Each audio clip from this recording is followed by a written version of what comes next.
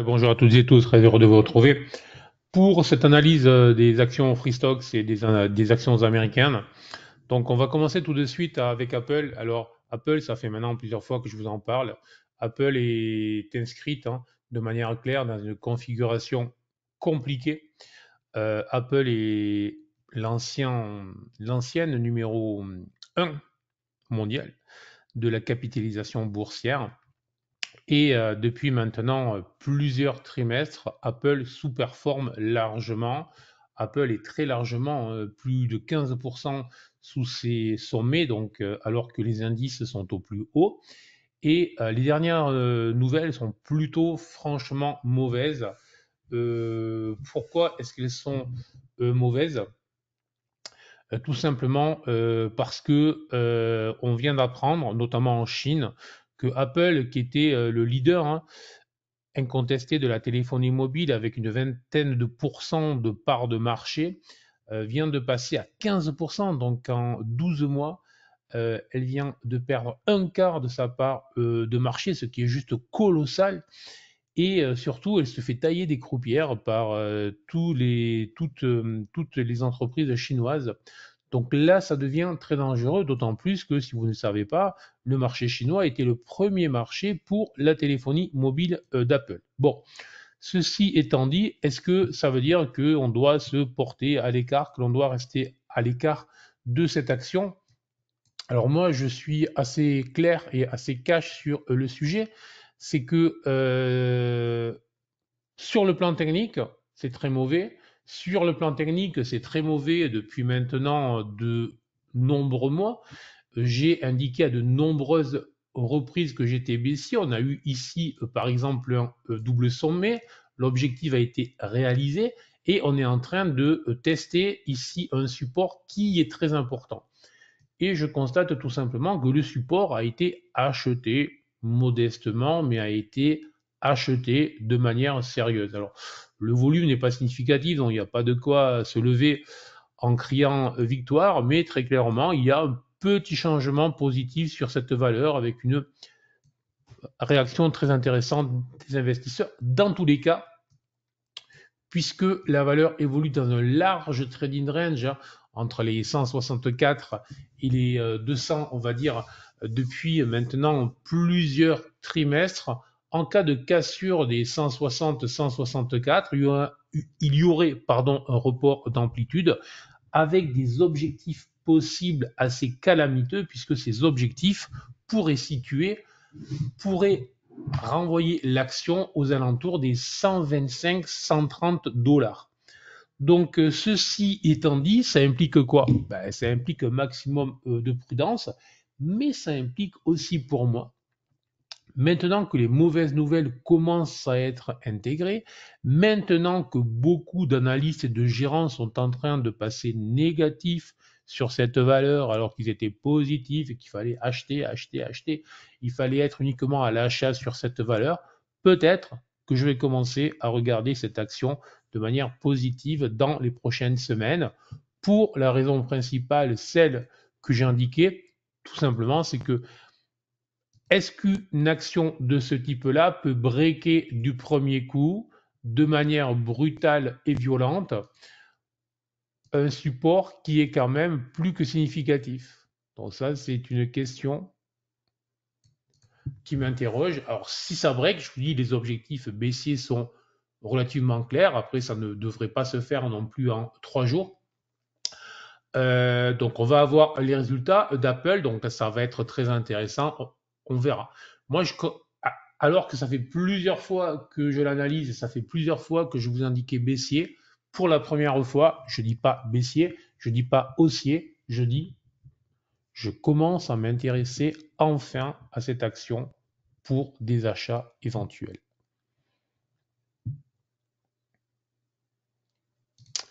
Alors, on va passer maintenant à ASML. ASML qui est coté bien évidemment à Euronext Amsterdam, mais qui est aussi coté aux États-Unis. Alors ASML, c'est le leader, si vous voulez, pour le dire très vite, c'est le leader qui a pratiquement un monopole sur le sujet de fabrication des machines-outils, des machines qui permettent de fabriquer tout ce qui est microprocesseurs, les puces, et notamment dans ce combat qui est assez colossal vers la microgravure, vers les nanos, on veut aller vers les 0,2.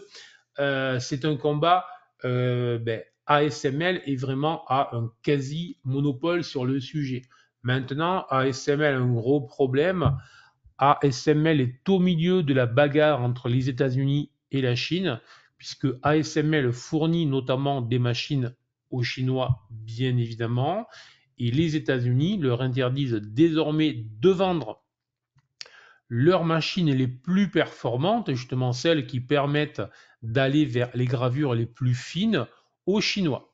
Donc ça représente quand même en gros de 10 à 15% du chiffre d'affaires de cette entreprise. Donc ce n'est pas innocent, ce n'est pas rien, loin de là. Et nouvelle pression des Américains qui désormais poussent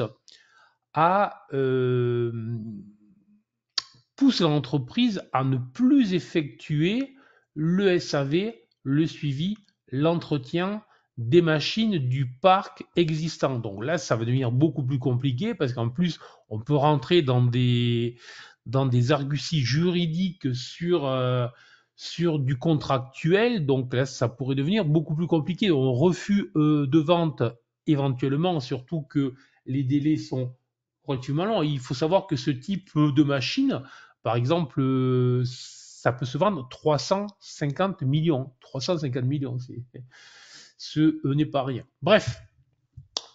Et ASML a publié donc la semaine dernière et la publication a été assez cataclysmique. Alors, la publication a été cataclysmique, mais au final, moi j'ai trouvé que les réactions des investisseurs n'étaient pas si cataclysmiques que ça. Autrement dit, pourquoi? Parce que ils ont plutôt bien pris le fait que le chiffre d'affaires était en baisse, que le résultat était en baisse, sur le fait que le deuxième semestre serait nettement meilleur. Moi, je veux bien, mais lorsqu'en plus l'entreprise annonce que que les commandes et les précommandes sont elles aussi en baisse, donc lorsque vous avez un trimestre mauvais, résultat mauvais, lorsque les précommandes sont mauvaises et que vous projetez plus loin en disant oui, mais demain il fera beau, effectivement, la probabilité qu'il fasse beau demain est très forte, mais à quel niveau ce beau sera? Et lorsque on est sur une entreprise qui est plus que chèrement valorisée avec des PER astronomiques justifiés lorsqu'on fait des bénéfices et des taux de croissance colossaux, mais lorsque vous annoncez des pertes de chiffre d'affaires et des pertes de bénéfices, effectivement, là, ça devient beaucoup plus complexe. Donc, j'espère que vous avez compris. Je pense que je suis à l'écart pour le moment. Alors, peut-être que j'ai tout à fait tort, peut-être que l'on va rebondir.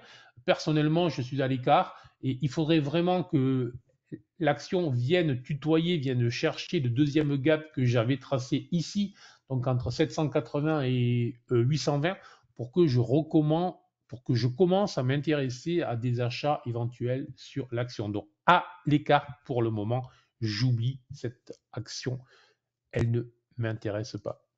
Micron Technology, toujours dans le domaine des puces, des microprocesseurs. Et là aussi, on est sur une entreprise qui a fait un ouf assez colossal et avec un dernier gap où elle est passée de 92 à plus de 100, derrière une accélération assez colossale. Nous, on était rentré à l'achat à ce niveau-là, donc on était pas mal. Depuis, l'action est en train de se retourner et quoi? Et l'action est en train de nous dessiner ce qu'on appelle alors c'est à la fois un rounding top, donc un sommet arrondi, et proche d'un V-top en l'occurrence, parce qu'il est quand même assez brutal comme rounding. Donc c'est un rounding top en forme de V, si vous le préférez. Et ça signifie quoi? Ben, ça signifie que potentiellement là, on est en train de dessiner effectivement une configuration de retournement, que la proba de voir ce gap refermer dans les prochaines semaines est très forte. Donc après, il peut y avoir des phases de latéralisation, mais vraiment le plus probable dans les prochaines semaines serait de voir le gap se refermer. Donc moi, tout simplement, je vais rester à l'écart. Il n'y a aucune raison de s'énerver avec ce type de valeur, sinon à se faire peur. Voilà, donc à l'écart, et lorsque le gap sera refermé, on pourra commencer à s'intéresser, ou si on venait tester le gap et qu'on le refermait pas, pardon, d'ici quelques semaines, à ce moment-là, on en reparlera, mais là, de manière positive. Allez, spécial semi aujourd'hui. Alors, Nvidia, je vous avais parlé de cette zone support autour des 820 qui tenait. Je vous avais parlé ensuite de cette zone qui m'intéressait là aussi, hein. Zone de gap très intéressante à surveiller dans les prochaines semaines. Et je dirais que en fin de semaine dernière, le 19, Nvidia est venu breaker fortement cette zone support avec du volume, 10% de baisse sur la journée. Et le rebond est venu s'écraser sur l'ancien support qui désormais pourrait être une résistance comme on le voit bien ici. Et donc la probabilité, hein, pour les prochaines journées, c'est désormais de voir Nvidia venir tutoyer plutôt les 680 que les 980. Et on a les résultats le 22 mai, sauf erreur. C'est à vérifier. Si c'était le cas, ça sera très intéressant de voir ce qui se passe à ce moment-là. Autrement dit, est-ce qu'ils sont acheteurs? Est-ce qu'ils achètent les résultats? Est-ce que les résultats sont bons? Et surtout, on s'intéressera aux perspectives. Mais en attendant, personnellement, d'ici le 22 mai, je reste à l'écart. Si cette zone venait à être tutoyée dans les prochaines semaines, je m'intéresserai potentiellement à cette action là aussi. Alors, Palo Alto, c'est une action qu'on a aussi souvent vue. Alors là, c'est un comportement très atypique. C'est-à-dire que, bon, une action qui se paye très cher, mais comme beaucoup de tech aux États-Unis, les résultats étaient tombés février très mauvais, très largement vendu. Ça avait fait plus de 25% 25% de baisse, si je ne dis pas de bêtises. Un rebond significatif. Attendez, je vais prendre le crayon, ça sera plus facile. Un rebond quand même, lorsqu'on passe de 260 à 330, qu'on gagne 70, ça fait plus de 20% de rebond. Redescente. Et là, bon, vous voyez ce que je veux dire, on est vraiment sur une phase de doute, une phase de volatilité, et on est aussi sur une phase où tout peut se produire. Alors, ce qui semblerait déjà, c'est que effectivement, les investisseurs tentent de prendre appui sur ce qui était une ancienne résistance et qui est devenu support. Ça, c'est clair. Après, dans cette zone d'hésitation depuis le mois de février, j'ai un range plus étroit encore entre les 258 et les 293. Là, je suis sur le haut. Si cette zone venait à céder, bah, l'idée c'est qu'on aille retester le haut de cette phase corrective. Est-ce qu'à court terme, en l'absence de résultats positifs, on devrait voir le gap se refermer? Peu probable. Est-ce que à court terme, il y aurait eu une envolée, une chute baissière? Peu probable. Là aussi, tout va dépendre des résultats. Donc, pour moi, le scénario le plus intéressant est celui-là, ça serait un test de cette zone support. Et un test de cette zone support devrait pratiquement nous intéresser pour nous positionner à l'achat. Donc moi, je vais surveiller ça dans les prochaines semaines. Allez. Alors là, c'est très intéressant. On va passer à Tesla. Donc Tesla, je suis négatif depuis cette période-là. Donc ça fait au moins 120 $ que je suis négatif sur l'action. Je l'ai annoncé, dit, écrit, présenté en interview à la télé. Et là, Tesla nous a sorti des résultats calamiteux. Calamiteux sur les chiffres d'affaires, sur le nombre de ventes et sur les bénéfices, et des calamiteux. Et Elon Musk a parlé Et les investisseurs ont écouté. Elon Musk a dit, je vais sortir une voiture pas chère. Bon, après, il a dit autre chose quand même. Mais il a très clairement reséduit.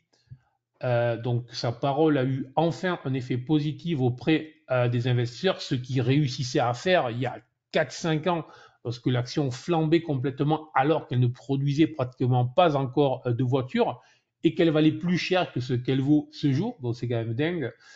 Et donc il a retrouvé la cote auprès des investisseurs. Donc résultat cataclysmique, catastrophique, et pourtant une action qui a flambé de plus de 12%. Bon. Alors, est-ce que ça veut dire qu'il faut se positionner à l'achat pour suivre Ça veut surtout dire que pour le moment, peut-être qu'on vient de mettre un point d'arrêt à ce mouvement de baisse significative qui quand même, comme je disais, je suis baissier depuis maintenant de nombreux mois. Et si je regarde ce que tout ça nous a dessiné, si je le dessine comme ça, je vois qu'en fait, l'action dessinait un biseau. Je vois que ce biseau a dessiné une accélération baissière et que là, j'ai une configuration en étoile du matin doji. Pratiquement un tristar pour ceux qui connaissent. Alors, c'est pas un vrai tristar, ce n'est pas un vrai tristar, ce n'est pas simple à dire, vrai tristar. Mais c'en est un qui se rapproche et suivi par un gap significatif et un volume significatif. Donc, on est venu tester du coup le haut du biseau, donc rien de gagné pour le moment, mais très clairement surveiller peut-être que dans les prochaines semaines, l'action va redémarrer vers le haut. Voilà. Attention, l'entreprise Tesla va souffrir dans les prochains mois, les prochains trimestres de la concurrence chinoise incontestablement. Mais Tesla, ce n'est pas que de la production de voitures. Je pense que l'objectif à terme, c'est vraiment de se transformer plutôt en entreprise de logiciels, voire scinder les deux d'ailleurs. Donc c'est beaucoup plus à ce niveau-là qu'il y a de quoi justifier la valo actuelle et de quoi justifier éventuellement une accélération de la valorisation actuelle. Que je voulais faire et que j'ai raté et que je retrouve là, Netflix. Alors, Netflix est passé de 120 à 640, à une petite hausse modeste comme nos amis américains savent le faire.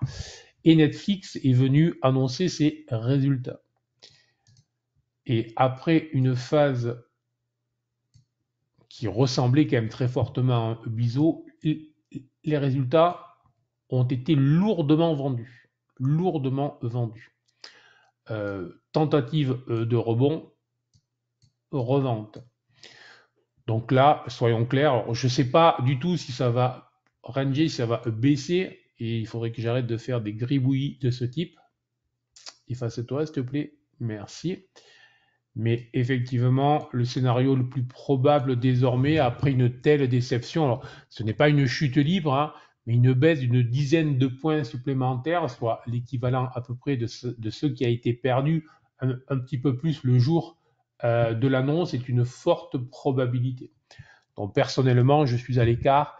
Peut-être s'intéresser à nouveau à la valeur, mais pas immédiatement, il y a le temps. Allez, on a commencé avec Apple, on finira avec Microsoft. Évidemment, on a commencé avec l'ancienne première capitalisation mondiale et on va terminer avec la nouvelle première capitalisation. Alors, Microsoft, donc on attend les résultats ce jour, ce soir. Et en fonction de ces résultats, effectivement, on verra ce qui se passe. Donc, soyons clairs, ça ne sert à rien de se projeter.